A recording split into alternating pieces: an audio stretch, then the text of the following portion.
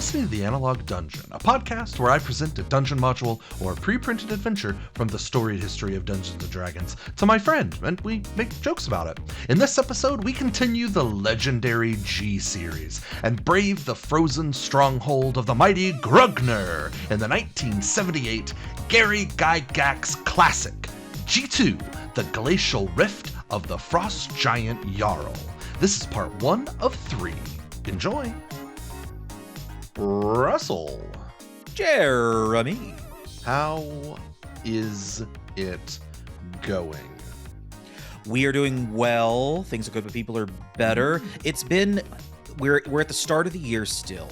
Mm-hmm. It's been a good start to the year personally and locally in the tiny pocket of calm that kind of exists despite the everything spinning off of its axis outside of that. We are about to go back and start teaching again, so I've been getting classes prepped. This is about the time when my grand and ambitious ideas of how much television my students are going to make meets the harsh reality of, oh wait, someone has to teach this stuff, and that teacher is me. Oh, hold on now.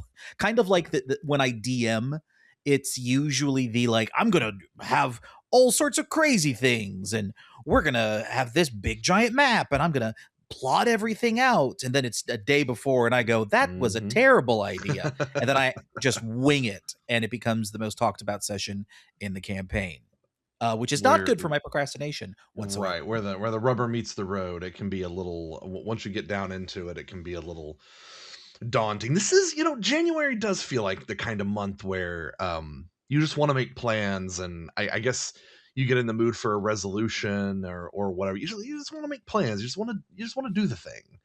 And I totally get that. I totally feel exactly the same way. Did you make any resolutions or make any new, attempt new things this year? I did not. I've got enough I've got enough going on in my life right now. We are kind of in the middle of a new thing for us. That is true, right? I've got enough going on right now where I really felt like if I were going to make a resolution, it's going to be continue. My resolution is to continue doing the good stuff that I'm doing and or stop the bad stuff that I'm doing, which is a good resolution you could use for any year, I guess. Yeah. For my time as a retail manager, because I just recently wrote my annual self-review for my university. A good piece of advice I was given is never look to continue, never, if I'm reviewing someone else, never say the words continue, never say keep on, keep on. You want to offer a direction of growth and change. Even if you're my wife, whose resolution is, I'm going to be worse. I'm going to say no more. I'm going to enforce more boundaries. Yeah. I am not going to suffer fools lightly. I'm going to be worse. That's still a change. That is very much a change. That's an active decision to be worse is the best resolution I think you can maybe make. So right. I love that. I do have one thing that I have started, and part of that is because for Christmas I got a gift. I have been reading more Stoic philosophy lately. Reading Marcus Aurelius' Meditations. I haven't gotten into Epictetus yet, but Macy got me the Daily Stoics kind of yearly guide and journal. They have a book. It's 2 books. One is a daily kind of meditations, quotes from the great Stoics, lessons basically to look at Stoic philosophy. And there's an accompanying journal that has a space with a prompt for a morning and an evening reflection. So ideally, like Marcus Aurelius or others, you would get up, you would look at and reflect and meditate and write a reflection on whatever the Stoic lesson for the day was. And then in the evening, you would come back and reflect on it again and add more thoughts to it. And it becomes a daily reflective cycle of Stoic philosophy, which I have been spending a lot more time getting into for my mental health, as well as for my own personal growth and development.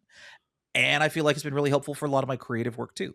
So I love that. This has been something I've been keeping up with it since the start of the year. which is unusual. It's been 2 weeks, and that's usually when I fall off the wagon. Yeah, So yeah. hopefully it continues. But I'm making it a goal. I'm almost done reading Meditations. I'm going to try to read Epictetus this year, the next one on the list, and we'll see how it goes from there. Love it. Love it. You know who else, if I had to bet, you know who else I bet would love Stoic philosophy? Who's that? A bunch of giants.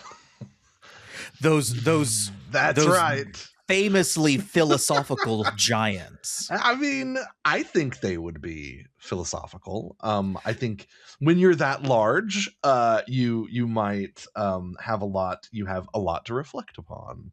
There is so much So mind. You have a lot on your that's mind at all right. times. So much mind you can fit more on it. One might, one might say. And so yes, I hope you packed your earmuffs and your fanciest scarf because Jeremy, the king of segues, is now taking you into today's module, which is, you have probably guessed it, G2, the Glacial Rift of the Frost Giant Jarl. Jarl! Jarl, Jarl. It is a name for a Norwegian chieftain of old. I love that in all three of these modules, and if you've listened to G1, which we did not too terribly long ago, I said in that, should we do G2? Let me know. Past Jeremy was an idiot. We're doing G2 because I read it and it's fun as shit. We're going to enjoy it. After reading it, I did think about maybe doing something else but I read it. I was like, this is too much fun. We've got to get into the Glacial Rift of the Frost Giant Jarl, and I'm not even gonna. This isn't a spoiler. The next one I do will be G3, but we're not here to talk about G3. We're here to talk about G2. It's the spotlight for today. It comes to us, as does G1, from the year of our Lord 1978, written by Ernest Gary Gygax. Another G2. This may be the most Gygaxian of the modules, considering it is G2 for Gary Gygax. All of the history of this being named, the full collection of this and the D series and Spider Queen, all of that history and stuff we talked about in our episode on G1, the setting of the Hill Giant Chief. Long story short, these modules are some of the most loved of any D&D modules ever printed anywhere. If you are of a certain age, even not a certain age, because they've reprinted these things in virtually every edition of D&D. I'm going to say except for 3rd edition. It had a 4th edition reprint. It's had a 5th edition reprint. You could go and pick up a book and play this shit in 5th edition because it is that cool and fun and well put together, and it is an adventure and a story that has captured the minds of D&D fans, new and experienced, young and old, 70s and in the year of our Lord 2026. It is just the bee's knees, and I am excited to bring it to you today. So it sounds like Bethesda took a little note from that whenever they kept remaking Skyrim, also noted Jarl containing game. True. Over and over again. They were like, man, they can't stop pining for the mythical fjords. In both of these cases, quite literally, there's no fjords here. There is a glacial rift. There's no fjord here, but yeah. I mean, honestly, I've heard people say Skyrim may be the best video game ever made. There are a lot of parallels there. It has been remade and remade and remade over and over again. Not a lot needing to be improved upon it, which is why they keep remaking it. Everybody talks about it. Everybody loves it. Everybody goes back to it. Legendary. So this may be the Skyrim of D&D. So G2, the Glacial Rift of the Frost Giant Jarl. Now, again, as I mentioned in G1, these were first run as tournament modules. And tournament modules were when a bunch of people would come to a place, usually, in this case, this was Origins 1978, so this was in Minneapolis, Minnesota. And people come and they would have D&D tournaments, and you would run these adventures over the course of many hours, and teams would run it and see how good you do. You would literally have teams of D&D players who were good at playing D&D when it was a game you can be good at. Not good in a sense that they create a cool story, but good in a sense that they when fight it the was bad a guy. game Yeah. you could be good at is Exactly. such a loaded sentence. I mean, it is. I would argue if you play D&D, you are inherently these days good at it. If you're having fun, you're good at it. Now, I'm not the kind of a person that would ever besmirch my people. Sure. Our people. Right. You know. But at the same time, the idea of gathering in a hall in order to be better than other players at running a D&D module in the late 1970s, early 1980s, that sounds like such a thing, right? Yeah. Like, I love watching Shut Up and Sit Down talk about mega games, giant games.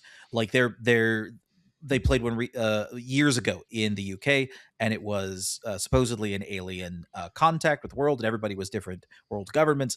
The idea of spending an entire weekend in a big conference hall model UNing an alien encounter, that sounds like the most nerdy thing you could possibly imagine. Potentially only topped by competitive tournament D&D. I there's a part of my brain that wants to like just run out, form that team, have that montage, that training montage, have a whole board full of like maps and strategies and plans and all that. I get that. But at the same time, there's another part of me that's like, really? That's a whole ass sentence that exists at the beginning, at the roots of this game. Half of me is like, let's bring it back in some form. Yeah. Half of me is like, leave it buried. Maybe there is something on, the shoving into lockers and things. the sheer nerdiness of competitive tournament D&D has turned Russell into an old school 80s bully. I mean, if you go back, oh God, I think it's The Wizard, that film with was it Fred Savage in it? His little brother, I think, is autistic, and it's very like it's set around Nintendo, and there's the kid with the power glove, right? Yep. Who among us didn't want that, right? I would be at the table with a power glove on, like trying to get my team together. I would be there, but dear God, I don't know if my wife would have still be with me if that was the case. I think you don't give enough credit to how insanely nerdy you have been in your life. I mean, Dr. Jones is also very competitive. She is incredibly competitive. As long as it's like, I'm going to be fine. But if there's someone else that she could be better at, she's like, no, they got to go down. I will say in our games that we have played, and I've played D&D with Russell many times, and a lot of those times have been, his wife has been involved.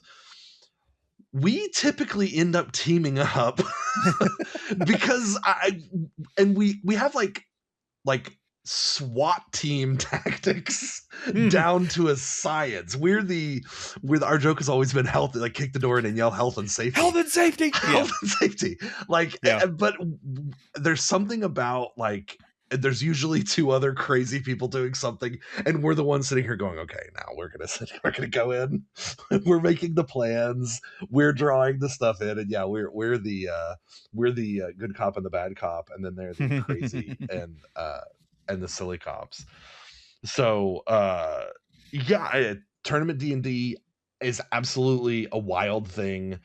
I don't know if it could come back in the hobby these days, because again, everyone says, oh, D&D is a narrative game where you tell a story, and this was not about a narrative game telling a story. In fact, last time for a setting of the Hill Giant Chief, I read the report of the first time these modules were run, and I kind of walked through what the team did for dealing with the hill giant chief steading.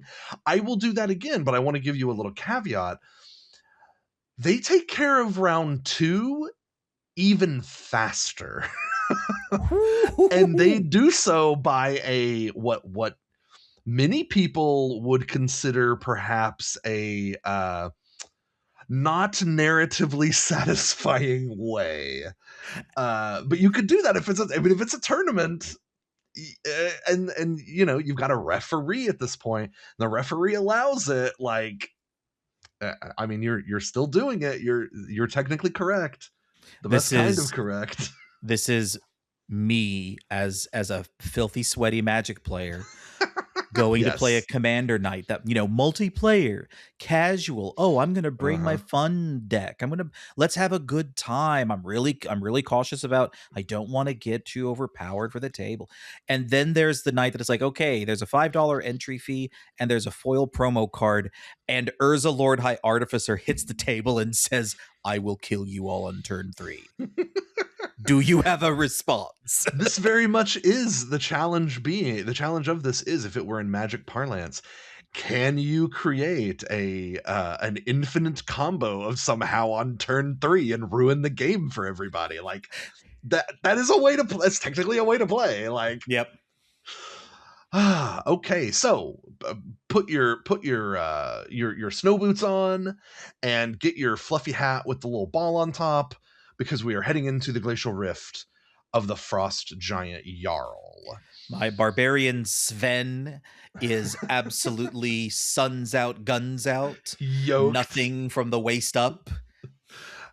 Sven is going to have a hard time because Yeah. some dozens of leagues to the north and west of the steading of the hill giant chief, amidst the tallest mountain peaks, is the stronghold of Grugnur, Lord of Frost Giants.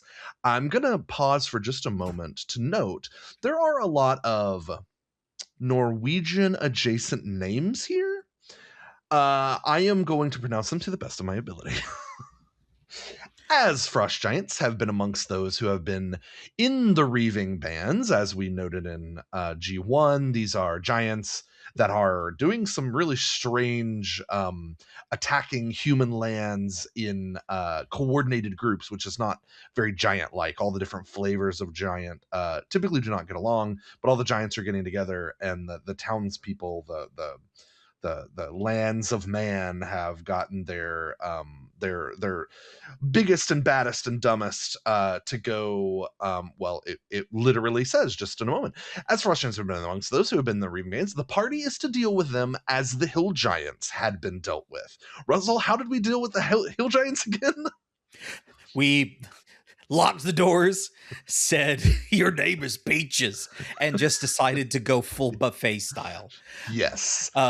This was a party that was happening at the steading, right? And yes. It had, if I remember, a Frost Giant, or were there a band of Frost Giants? There were a few Frost Giants there that were visiting. One notably had like a blade of giant slaying, or a blade of like giant's bane, or something like that. Yes, that was like correct. Potential insurance against the other giants that they were in league with. Exactly. And we also, I remember kind of the secret that was hidden in the cellar was a gift of either ale or wine or something that came from the Underdark, and specifically came from Drow. So we've already had a little hint that there's Drow pulling the strings. But the giants are being, you know, goaded, sent out, and ordered, and are going out. There are plans that we came across and drew up. I remember there was a magic item that you could create a circle or a loop with, or an infinity loop with. Yes. And then it would transport the people within it to the rift. That's correct. So we're tripping the rift. Yes, we're tripping the rift. The goal as set forth at the beginning of G1 was to pretty explicitly you got to kill these assholes. We're Oh not here to yeah, make nice. We're not here to we're not here to do patty cake. We're not here for you to come in there and convince them to be nicer. we are In to deliver the a sharp yes, check. that's right, a sharp check. Great memory. In the words of Lieutenant Aldo Rain, we are here to do one thing and one thing only: killing Killing giants. giants. Death and destruction are to be meted out to the frost giants in the same measure they gave to the peoples below. Those members of the party who have participated in the raid upon the steading will know that their most important mission, however, as Russell mentioned, is to garner intelligence as to what or who is behind the unholy alliance of hill, stone, frost, and possibly other types of giants. Oh, Foreshadowing. we're gonna get like the whole poker array of Yes, giants. we are. We're You're gonna getting. open up the Giantomicon, Yes. and we're gonna have all the various flavor of giant like representative. It's gonna be giant roll call season. Yes, it's It's gonna gonna be be. RuPaul's Giant Drag Race. I do not know any reference to RuPaul's Drag Race. I so wish that I did, because I think we could do 5 minutes on RuPaul's Giant Drag Race. I really feel like we could. Uh, so I apologize for fans of RuPaul's Drag Race. I feel like I have failed you. It would slay for sure. There's going to be a lot of slaying going on. Any such information gained is to be delivered by the fastest means to the nobles sponsoring the expedition, while the party is to follow up clues in order to prosecute offenders. Any treasure taken is to be kept by the party for the reward of the perils they will face, and they are bound to face many in the weird ice caves and rocky caverns of the Jarl. The evil root is deeply grown here, far worse than among the hill giants. Now, I've seen some weird ice caves, Yeah. Yeah. like caves that are in the shape of weird, large insects that have burrowed through them because their bodies give off so much heat. Ice caves that are in like strange and odd geometric crystalline shapes because of the elemental plane that we happen to be on. How weird can we really get here? So calling them weird, there are some that are weird. There are weird things that happen. And one of the things I like about this module the most, and one of the things I learned when we went through steading, though I would say this one even more than steading, is that Gary Gygax wastes nothing. We've done plenty of modules where it was like, this room intentionally left blank. We're not going to tell people what's over here. They can figure it out their damn selves. Gary has stocked the fridge. You have everything you need. You have everything you could possibly imagine to have a dope ass rager, because Gary has given you, I mean, everything you're going to encounter in here at the very least is interesting. And he really does, like a jazz musician, he really does take the concept of big frozen dungeon, and I would say he gives you every bit of it. He gives you everything you can everything you can generally think of that you might expect here. Is there going to be slipping and sliding? You're goddamn right. Like everything that has to do with frost and frozen and like and frost giants, and a frost giant, he's going to set you up the frost giant, like what's going on here, just like at the party. People are going to be doing the party and studying the hill giant chief. People are going to be doing things, and there are going to be reasons for everything, and like everything makes a lot of sense. And this is just it's like dungeon, but if frozen, go. And it is a super fun romp through a frozen dungeon that I enjoyed reading. And it seems like there are tons of little caverns here that we're going to explore. Each one has some weird shit going on in it, or cool shit, or stuff that was just thought through, and ways that things that the players will be able to interact with in interesting ways, and little tricks and little traps for them along the way. Like it's just delightful. It really really is. It's a very I think it's Jerry Bruckheimer did the later Batmans with Clooney and Batman and Robin, right? Or I am I think thinking of a different so. producer I who think did? so. No, I think you're right. I think that was Bruckheimer. Because specifically what we're setting up for here is a Arnold Schwarzenegger as Mr. Freeze from Batman and Robin. It's not just Frozen, it's ice cream puns and wearing the uh wearing the robes and Sure, the penguin sure. themed like Frozen henchmen. Like Right. we're doubling up on every single layer here. Um Yes. and that's a good time, but it is like Yes. we're leaning in to the Oh, treat. 100%. This is one of those leaning in is the best way to describe it. Instead of just saying, "Okay, frozen dungeon," and it's a dungeon with with some icy elements, everything is informed by the surroundings. Everything is informed by the way the frost giants live, what's going on with the frost giants currently. Spoiler alert, the things you did at the steading have a market impact on this area as well. You will build on information you learned at the steading. Even though if you didn't go to the steading, you could still run this for people. If you just wanted to do a cool ass frozen dungeon, you could do that. It Nice. really does give you everything. I will say I've read that this is the one of the three that people tend to rate third best, but third best for Against the Giants is pretty damn good because reading this was a lot of fun, and so giving it to you today is also going to be is also I think going to be like a ton of fun, literally a ton of fun. I am Uh, looking forward to an over under count on Frozen puns. I will let's keep a tally. Ding. Every time we hear one. Ding. This does have a caution in it, which is a caution that I specifically love, which says only strong and experienced characters should adventure into the rift if the party is but 3 or 4 strong. Sixth or seventh level characters are suggested only if they are of dwarven race or when the party numbers 5 or more characters, and several of these are higher level. Why? Because Gary knows from the straight from the mouth of Gary Gygax, dwarves are superior. We can make it happen, baby. I looked it up. I don't know why, other than just dwarves being awesome. I don't know why he points out that, oh, dwarves are going to be great here, but maybe because it's in like a natural environment, they're going to be able to find a lot of stuff really easily. I don't know, but he literally Gary goes, "Oh hey, if you're dwarves, come right on through." Considering what you've described thus far with the like slides and other things and weird features of the caverns, Yes. that if those abilities were present, it's kind of like we're going to pack the party with elves and go into the forest of hidden doors, you know?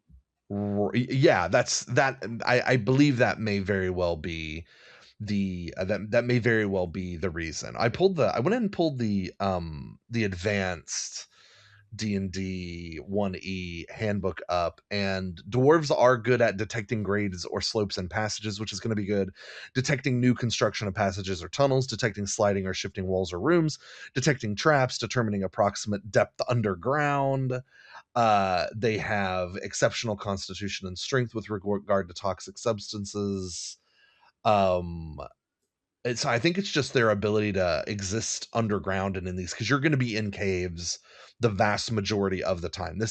You are in the rift, but the rift opens up into caves, and your caverns take you into before you get into the actual hall of the Jarl. So I think Yeah. that must be it. You're going to go into here if you have 4 or 5 dwarves in your party, they're going to be like elves would be with secret doors. They're going to be like, this is sloped at exactly 11 degrees, and we're exactly 27 feet underground, and they know all that stuff, and we'll be able to figure it out. So Exactly. Yeah, yeah, yeah. yeah, That's kind of what I i was thinking. I think you're right on the money.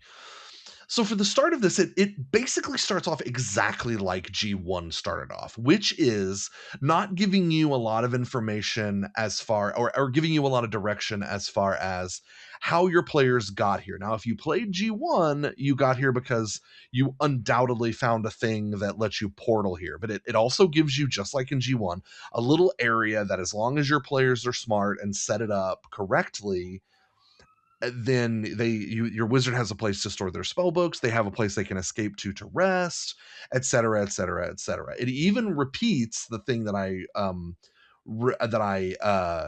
read to you last time, which is, note, this does not mean that you, the dungeon master, must surrender your creativity and become a mere script reader. It even gives you that whole thing of, you should make this like, that it should be. You should use your great DM skills to make this cool as hell. If the players leave, the giants should be able to organize traps and ambushes, and like, it should be you versus the players to a certain extent in this. Again, maybe a little bit of that tournament feel, but it is good advice. You should, if you want to create a really good living world, then make the world alive and make sure your players aren't always going into a shooting gallery where they can come in and go as they please. Like, make the mechanics be the mechanics and make it work for them or against them. Totally happy to see like DM agency textually backed up Yeah. as it should always be. Yes, by the man himself. No doubt whatsoever. So one slight difference with the start is that you're dealing with ice and snow. It reads as the rim and the ledges are covered by ice and snow. This is of the actual rift. Each turn that the party is moving along them, a die is to be rolled. 1 in 6 indicates a member of the party has slipped and fallen, and there is a 3 in 6 chance that the character falling will continue to slip and slide over the edge. This is if you are on an edge, of course. We are And in it the gives midnight sun where you the hot springs flow. That is right. It gives you, like, if the party is roped together, there's more chances, but you could conceivably, it gives you the rolls to be able to figure out if somebody slips and drags everybody with them, which would be absolutely hilarious. It notes Unless you have trauma from like one of the many Everest movies, or yeah, recounting any of those terrible climbs. right. Really, any climb to Everest. Yeah, don't go to Mount Everest. If you're listening to this, there's a little analog dungeon PSA for you. Don't go to Everest. Yes, our Venn diagram of mountaineering D&D players. Yeah, If you are among them, yes. please let us know. Invite us. Send us pictures. Yes, we'll go with you, just not to Mount Everest. We'll go somewhere good where we can leave without destroying the mountains, or making a culture of people slowly dwindle and die for our amusement. Right. Anyway, the whole place is windy and very cold. Again, you're setting up, dealing with the outside area, which is the actual rift. You have to find your way into the Jarl's area. There is an entrance somewhere in the outer area that is the rift. Visibility atop the rift is about 150 feet. The wind at the bottom of the rift is worse still, and the visibility there is only 30 feet. The floor of the rift is a maze of snow and ice hillocks and mounds, with peaks of ice and rock thrusting up here and there like fangs. Movement through the howling maze of cold is reduced to 50% of normal due to wind force and eddying current. Levitation or flying will cause movement in a random direction equal to 1/2 the distance flown. So we're Get blown off setting course, things up. sucker. Yes, we're setting things up to be.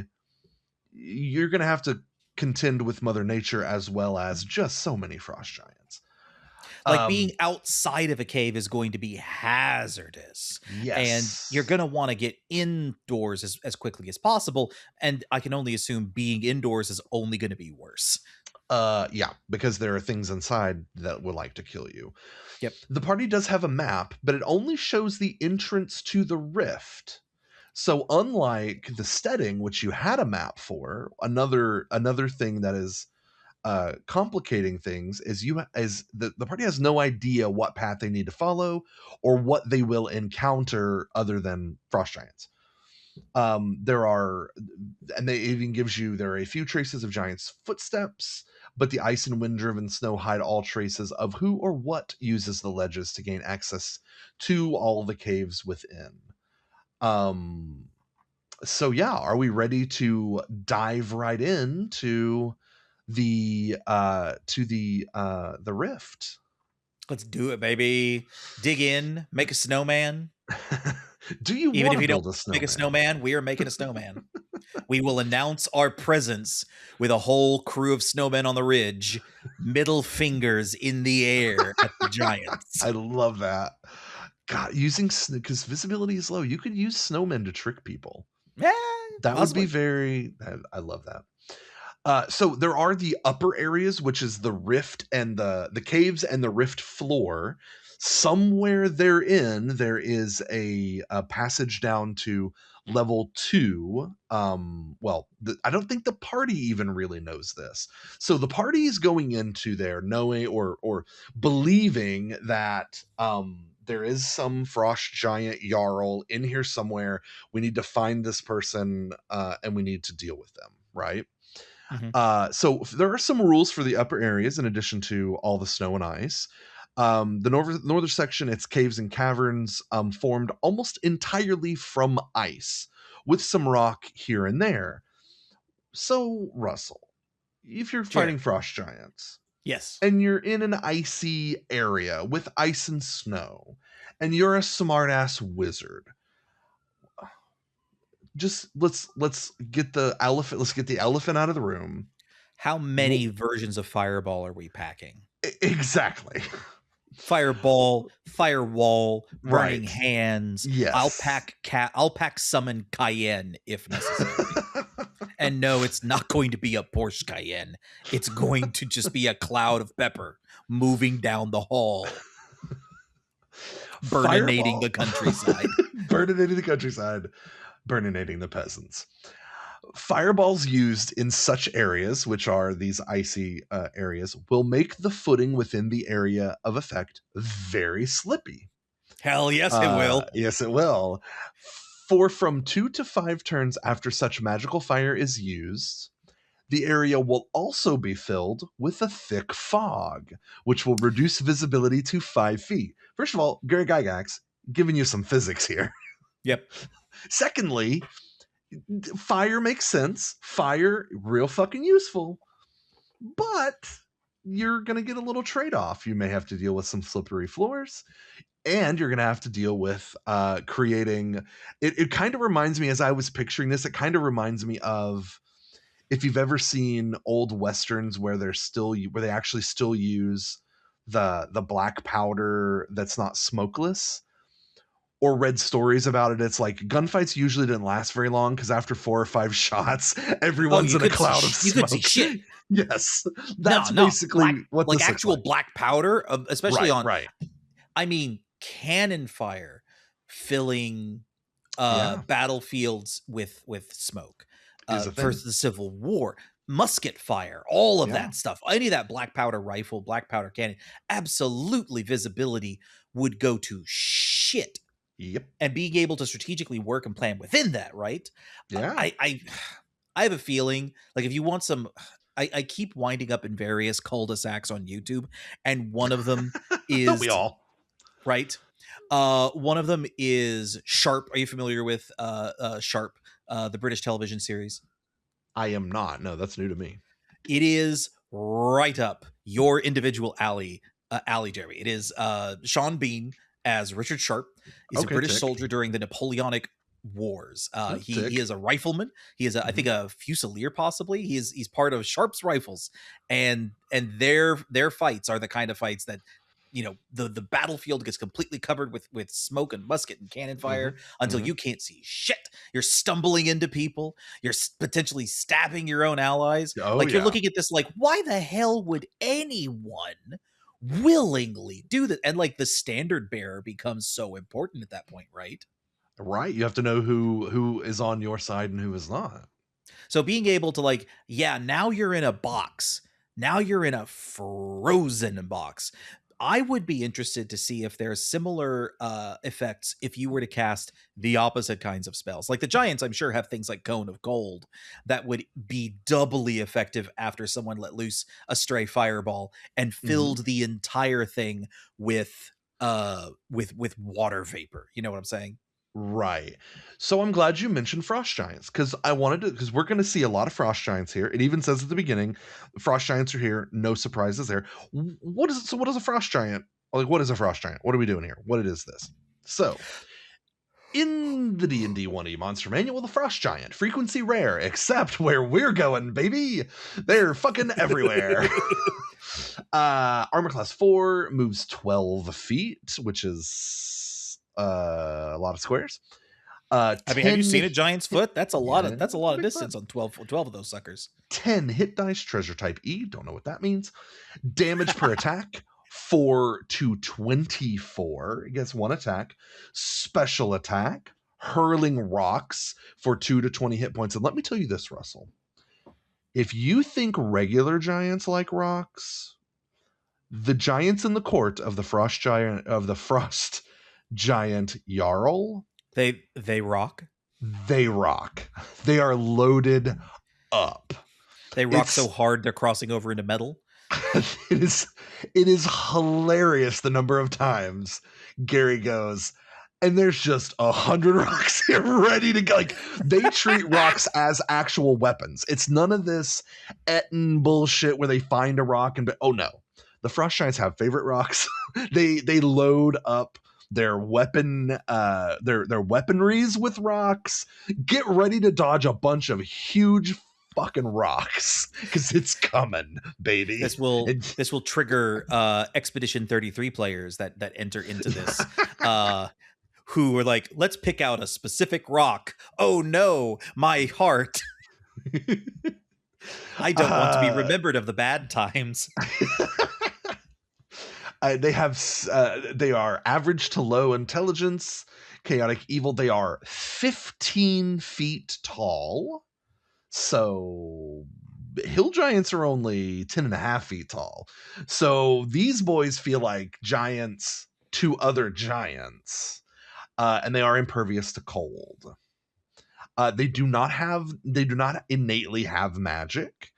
So they're not casting any frost giant. They're not casting any sort of frost spells or anything like that, unless I guess they would have levels on a class. As far as the description, frost giants have dead white or ivory skin color, blue, white, or yellow hair, and pale blue or yellow eyes, which would probably make them really hard to see in, I don't know, a rift, possibly of the frost giant Jarl.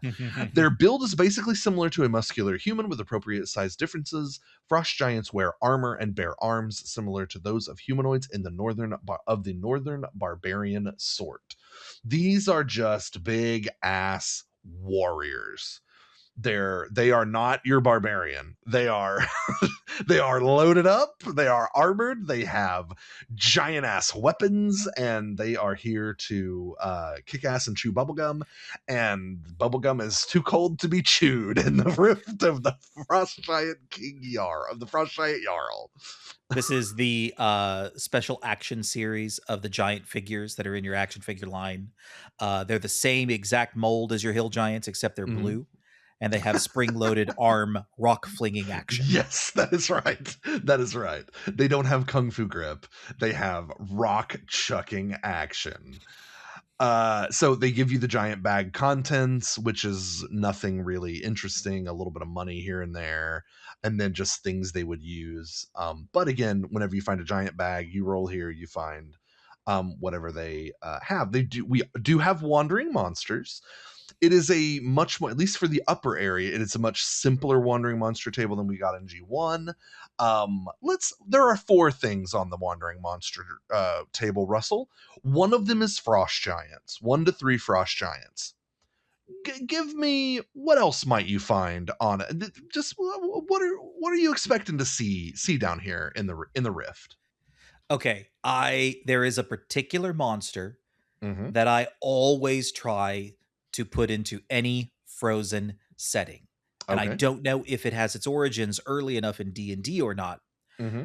but that's a remoraz.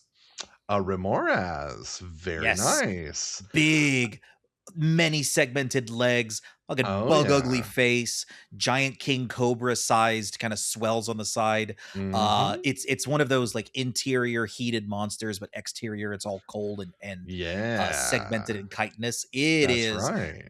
you would be terrified seeing this thing pop out of the ice if you were to disturb any of its tunnels. So not on the Wandering Monster table. I'm not saying it Damn does it. not I'm not saying it does not exist in this module, but it is Right. not on the Wandering Monster table. Yeah. There's one really that I'm going for because we had another module where one of these boys showed up and we had a lot of fun with him, and at the time I noted that it may be the first time you ever encounter one of these in a module. I was very wrong, because in the literal second module ever, you encounter possibly 2 to 5 of them.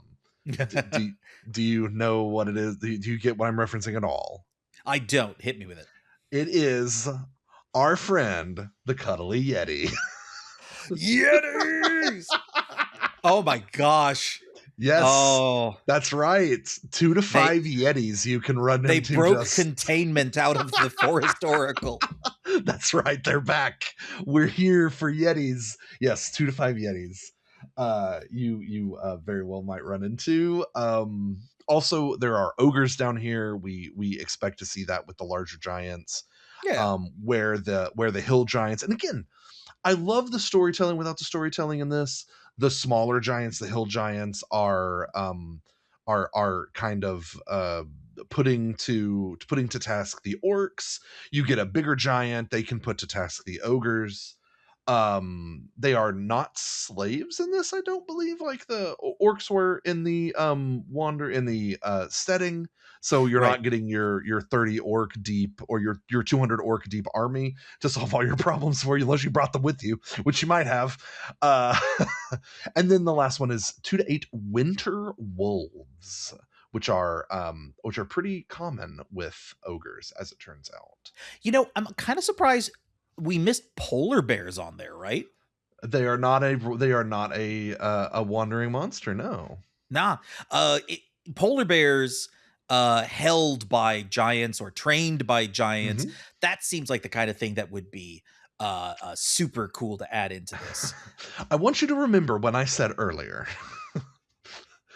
that Gary Gygax has basically given you everything you could possibly want in a frozen adventure. And Right. I want you to remember when I said that for later in this module, because I mean, spoiler alert, you're proving me right.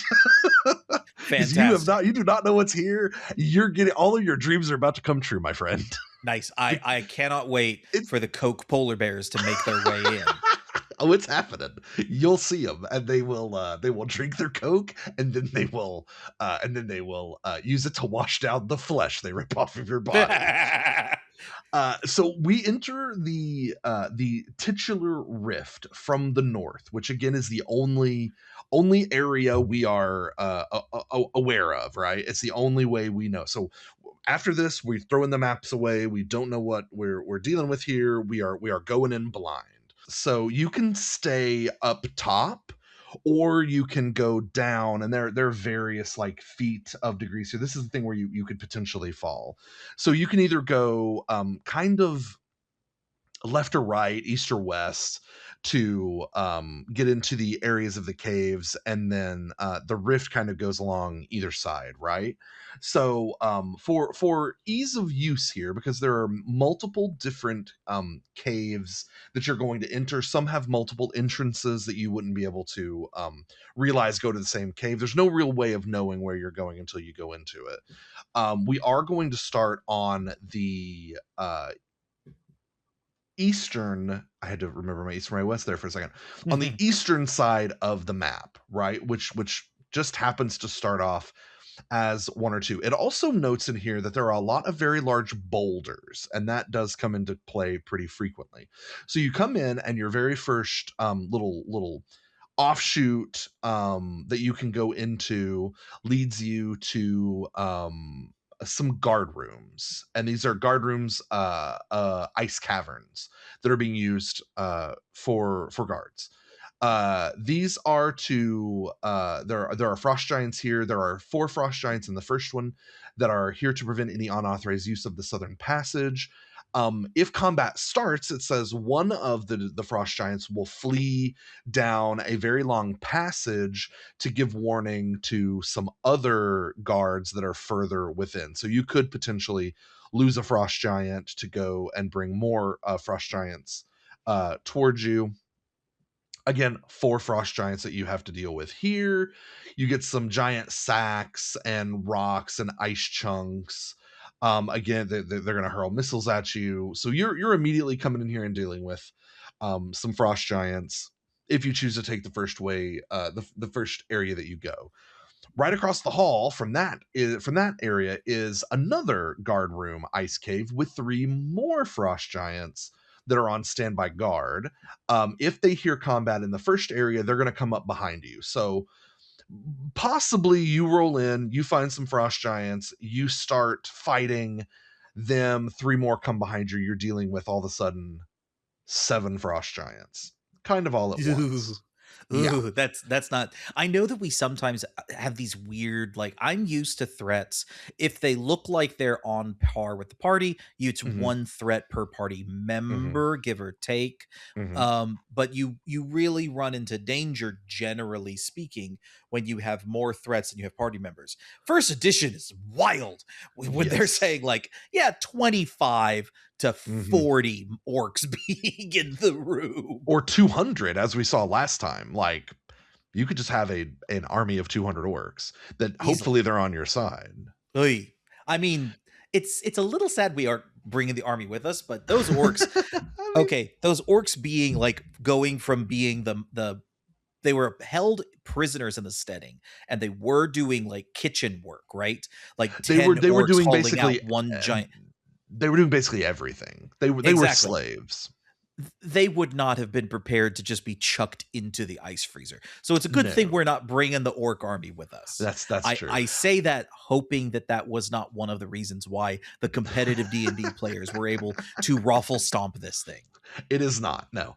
I do want to mention for this adventure, it says the optimum mix for the group is 9 characters. Remember, this is the 70s. Everyone has twice as many friends as you do, Right. of various classes with an average experience level of at least 9th level, and should have 2 or 3 magic items which are useful against giants. This is Gary telling you, come correct or you won't leave. Come in with your giant kill. Like, he gave you all the giant killing stuff already, which you may still have from the steading.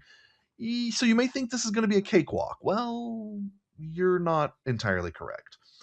Back to the guard room ice caves. We get our first bits of treasure, and the treasure amounts here are just as inflated as the difficulty levels are. You're looking at a silver belt worth 1,600 gold pieces, a jeweled chain on the wrist of one of the giants worth 3,000 gold pieces, Damn and a with the sack bling. and a sack with 4,128 gold pieces. I mean, Uh, literal pocket change to a giant, but at the same that's time, like true. that It gobble also that experience up. it also notes there is an ample supply of boulders and ice blocks at hand for hurling at opponents. See, this is the kind of place where in more modern D&D I appreciate my brother and I are doing an honored run of Baldur's Gate 3, and one of the things that I'm doing is changing one but the changing Karlach into a giant barbarian, Hmm. and Hmm. having that like giant blood, that giant barbarian subclass, being able Hmm. to just be like, yes, I am hurling these boulders all over the place. That would Hmm. be so much fun here. Absolutely. No question about it. So there is that really long passageway that you can go down, and it does lead to there's one little offshoot of that passageway, which leads to the Ice Provisions Cave. That was stuck down here. In the Ice Provisions Cave, various pieces of frozen meat, bales of cloth, piles of hide.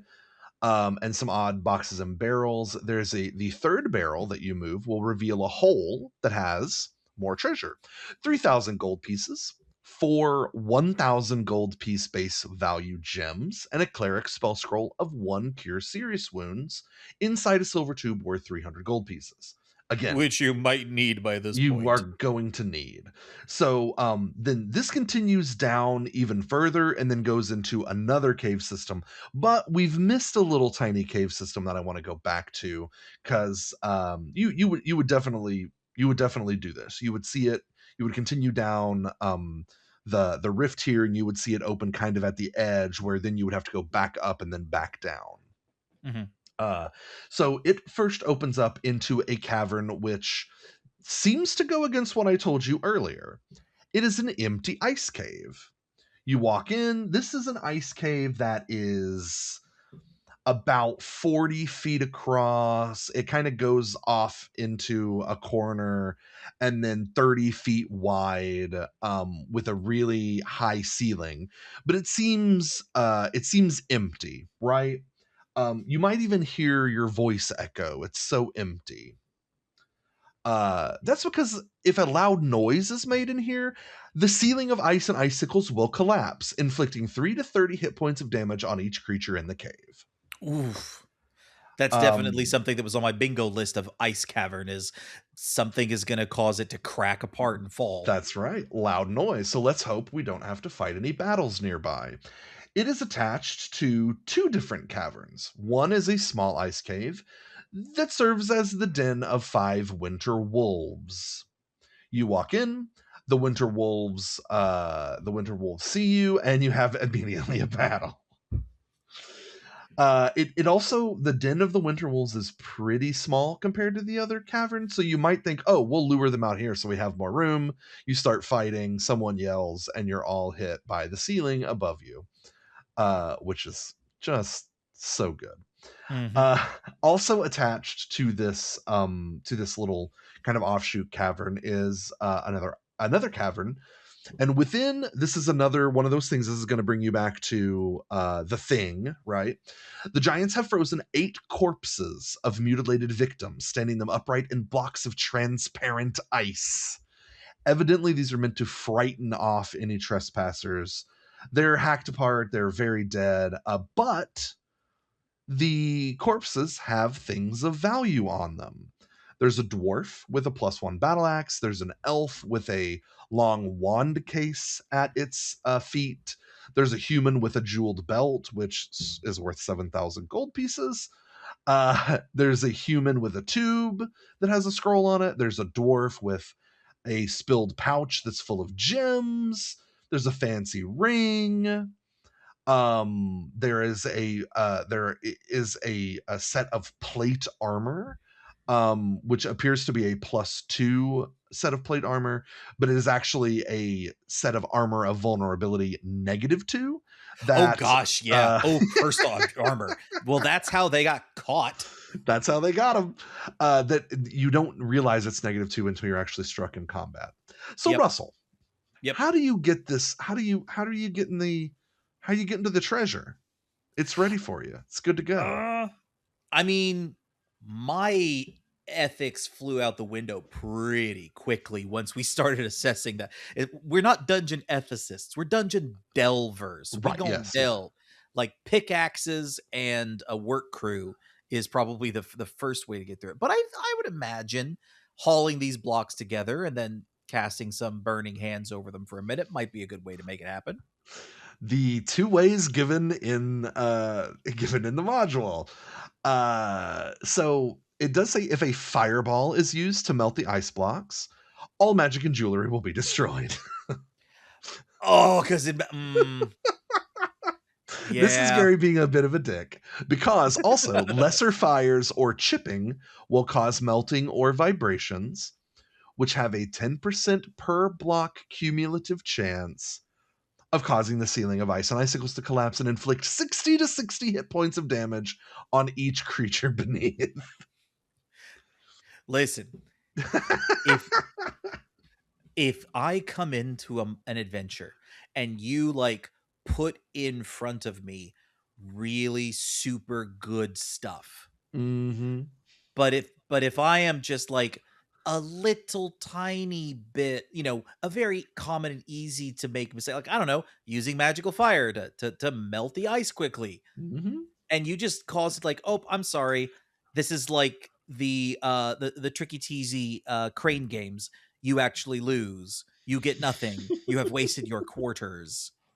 I have no problems with destroying your entire module with no regards for your feelings about it.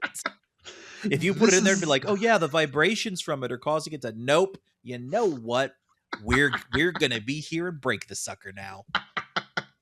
I mean, the group did manage to slightly break it, so you're not terrible. Like, break it in the game, not break it like physically. You mean you would snatch the book away and start shredding No, it?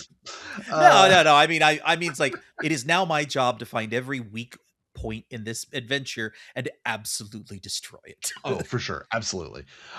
So yeah, We this is have Gary thrown kind of. out the meta. We are 100% breaking meta. We are just going to go on a rampage. Oh yeah, it is a full on Sterling Archer rampage. Rampage. This is Gary being a little bit of a dick, I will grant you. But I mean, if he made it easy, you didn't have to fight anything in this room. So there you go. Uh, It is still, you have disrespected the time honored pact that when you offer treasure, we get treasure. yes, And this yes. is a Bugs Bunny looks at the camera moment. You do realize this means war. I have to fully support it. I really do. So that is the end of this small little cavern right here. Continuing down the eastern side of the cavern. I have really a lot of problems with east and west here lately. There's You're gonna northwest go and eastern. to so that first cavern with that really long hallway that took you to the provisions cave will open back up to the outside, but there will be another. The only thing on the outside portion here is another entrance to another bit of caves. And now, in here you step directly into a bit of like a 10-foot wide tunnel. You go down, and then you have three different ways that you can go. You can go left, you can go straight ahead, or you can go to the right. So Russell, left, center, or right? I'm going left here, I think. Going left, you go down another little twisty tunnel, and these are all natural caves that have been formed.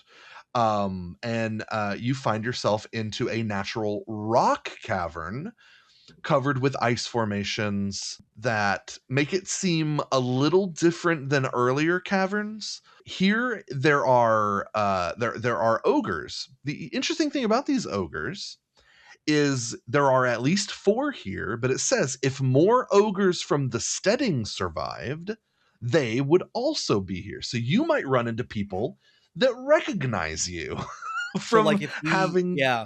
if we attacked Yes, and for some reason the ogres got out or made it out, right. they could potentially be warning the others, telling horror stories about the Oh others, yeah. or trying to like head in hand drink away like their woes, and then they see us and go, "Fuck, nope, no, Oh nope, nope, nope, no, nope, nope, not nope. dealing with you again." You mentioned they could be trying to warn the others, and it does not say that specifically. However, it does say, and I think that I mean that's the only reasonable thing that you could come to, at least as far as a conclusion is concerned. Um, that the ogres are here waiting for an audience with the Jarl, clearly to tell them that the steading that you just probably figured out how to burn down was overtaken to give the news of what happened in the steading. They are sleeping, probably because they've been traveling for a very long time, whereas you took the magical rope trick way. And if you're quiet, you might be able to kill them, or you could. It says any noise will wake them. They're probably not sleeping too terribly soundly, considering. But yeah, so this could be a throwback to the first module that you ran into if you let any of the ogres get away, or maybe you just didn't go into an area where there were ogres and they're like, oh, we saw these guys, these must be the people that attacked the steading, get them. So yeah, you're having to deal with these ogres. This cavern is connected through multiple routes to another southern cavern that has more ogres in it. These are ogre mercenaries serving Jarl Grugnor. There are 12 ogres here, and they fight fiercely, as you might imagine. They have I mean, if you wake the ogres up in 7 and you're not just rolling through slitting throats, you're probably dealing with however many that were in there as well. So potentially you're looking at maybe 20 ogres to deal with around here. Tons of treasure. You've got copper, you've got silver, you've got electrum, 5,300 gold, 6 pieces of jewelry, 100 to 600 gold piece base value, 8 pieces of gold jewelry, 200 to 800. You have a barrel containing skulls. It just says a barrel of skulls. And then there are piles of skins. Underneath one is 2 healing potions and a gold armband with an inset ivory and amber bear, which the jewelry value of is 2,000 gold pieces. If it's damaged, it is worth 700 gold pieces. Now, this armband comes up later. And this is an armband it serves as a pass to speak to the Jarl for giants and ogres. But you do run into this a little bit later. I'm down with like bear themed jewelry, you know? Like my wife is a big owls fan. She'll put owl Mhm, iconography or get owl jewelry. Bear mhm. themed jewelry, 100% down for. Oh yeah, Always gonna claim that. and very giant-esque, right? That You're gonna too. see giants. The classic giant with the big bear skin cape on feels right. It feels good. It feels right. Right. So you've gone down the left tunnel. You've got center or right. Let's go ahead and head to the right. Just cover both sides. To the right, you step. So the right takes you down another windy passage, which takes you back outside for a moment, but then you see hidden, or not really hidden, but placed behind a boulder is another entrance to another cave that you can pop into, right? This is the Cave of Bones. This is where they dispose unwanted bodies or similar refuse. They're all thrown in here. There are a couple little scraps of treasure in here as well. There are also possibly one of 5 ice toads from the lower bone cave, which is down a slant, and there are 2 little passages down that way. Down in that lower bone cave, your 5 ice toads. They are here feeding on leavings from area 11. They only have one treasure, and I loved this. It is a naturally shaped piece of reddish purple amethyst, which is worth 5,000 gold, which resembles a toad. Oh, so it's a amethyst shaped toad. Yes, Or a toad they shaped have it. amethyst, I should say. Yes, a toad. Yeah, it's a toad-shaped amethyst. An Toad amethyst-shaped what toad would would a be toad shaped like an very amethyst look interesting. like? They have it on a protuberance in the middle of their cave, and it is worshipped by them as a god. Yes, they found a treasure, this big purple toad-shaped amethyst, naturally toad-shaped. It may Right. not even be toad-shaped. Like All they hail may the think it's hypno toad toad. shaped. Exactly. This is all hail the hypno toad. Wow. Wow. Yeah, they have it in the middle of their area and they worship it as a god.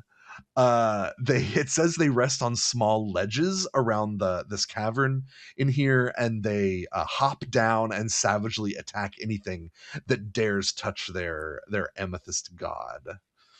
Uh, which I absolutely love. Okay, now you've In only a very got Mark the Watney kind of way. Hey, hey, you know how you told me not to touch the amethyst god?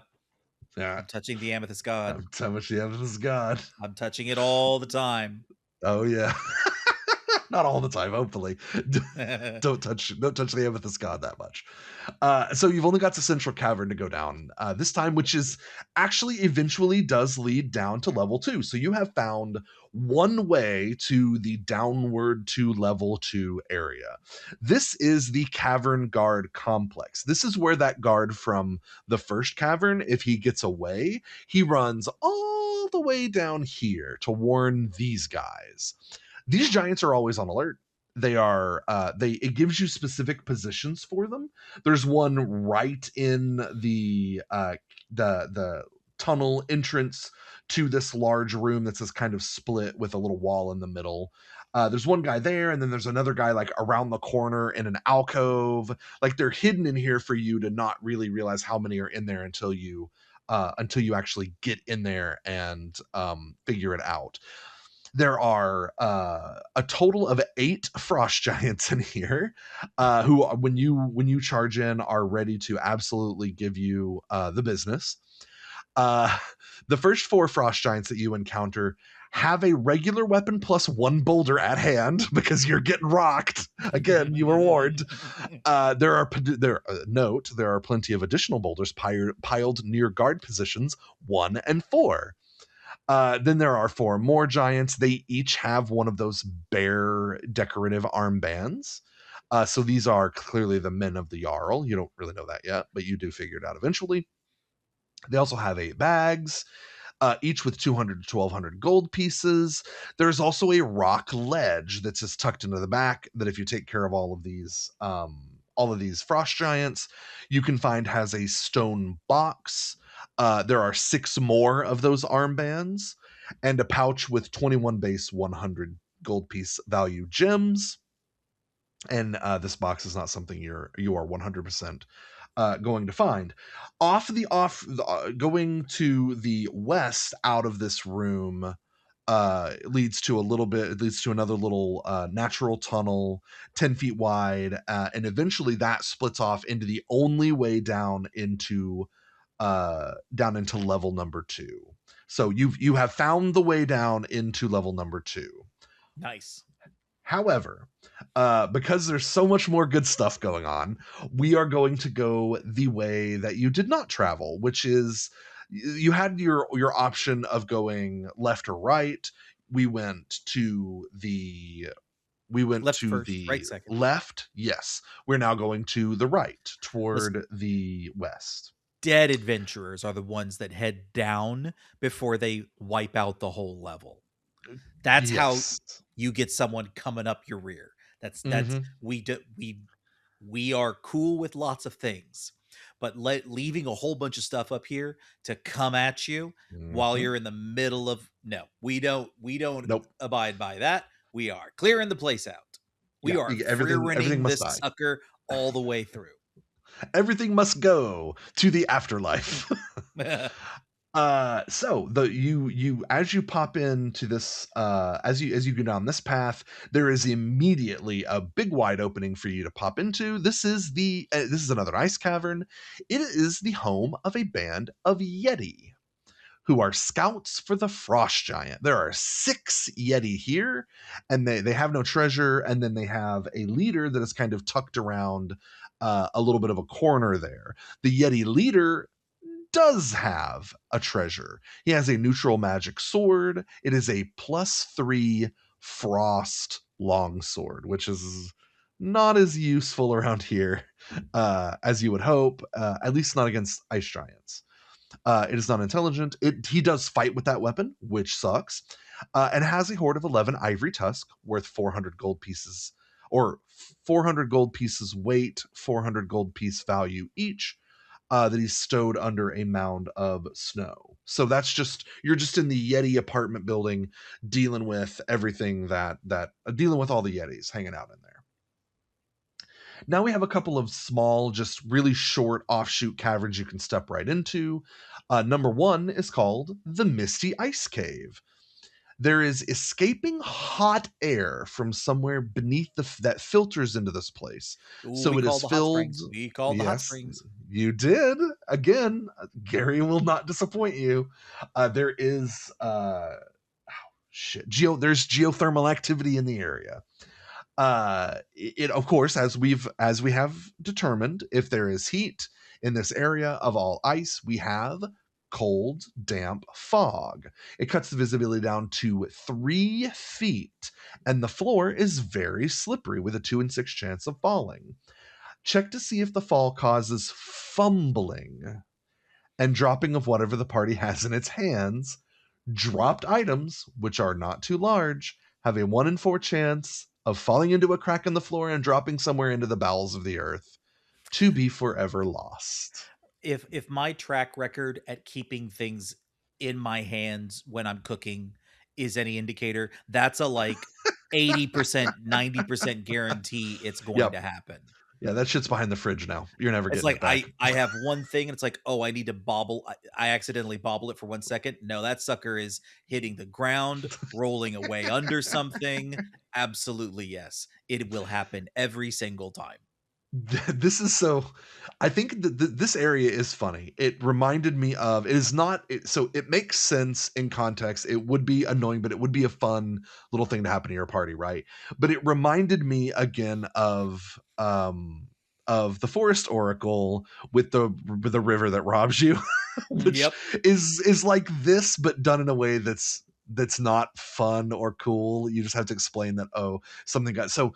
Considering that there were yeti close by and a natural formation that robbed you, you gotta think we didn't realize it, but the Forest Oracle may be an homage to the rift.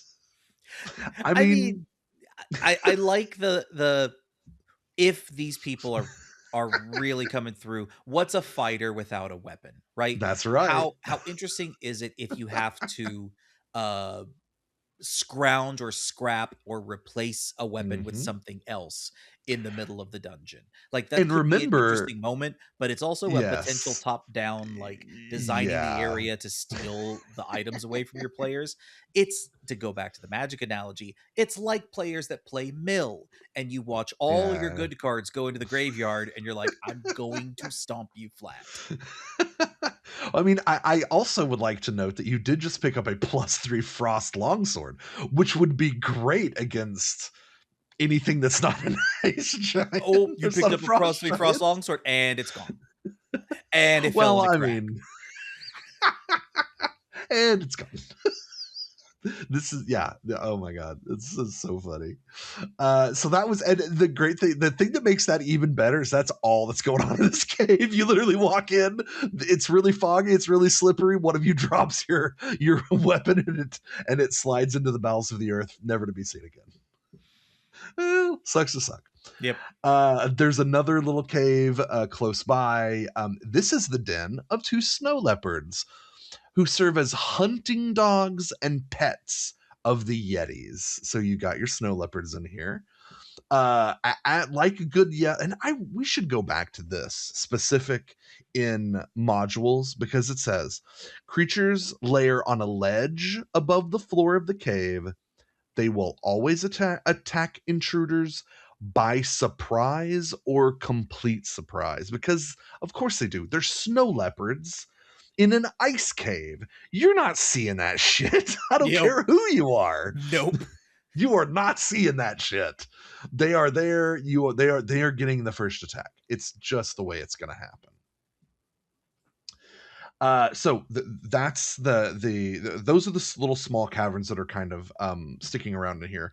I do Your have to point next, every time that we say rock ledges, I have to remind myself we are not talking about a preset bowling ball alley style line of balls or rocks that are ready for throwing. The ledge that the rocks are on, the ledge for the rocks, the rock ledge. yes, We're talking about yes. a ledge made of rock that has Uh, other items, not just the oh, there's my throwing rock again. though there's a lot of that coming up. Yes. I didn't really think about them as set up like bowling balls, but that makes it even funnier. You know, the Uh, return lane where it yeah, spits it back to right? you, Yeah, yeah, right? yeah. Yeah, they're like in a nice circle. You pick the one, you pick the one, you test it. You don't know anything about bowling, so you don't really know what makes them different. Exactly. Uh, Yeah. so you pick one that you think feels right or looks cool, and you roll with it. Uh, You're fighting in the rift.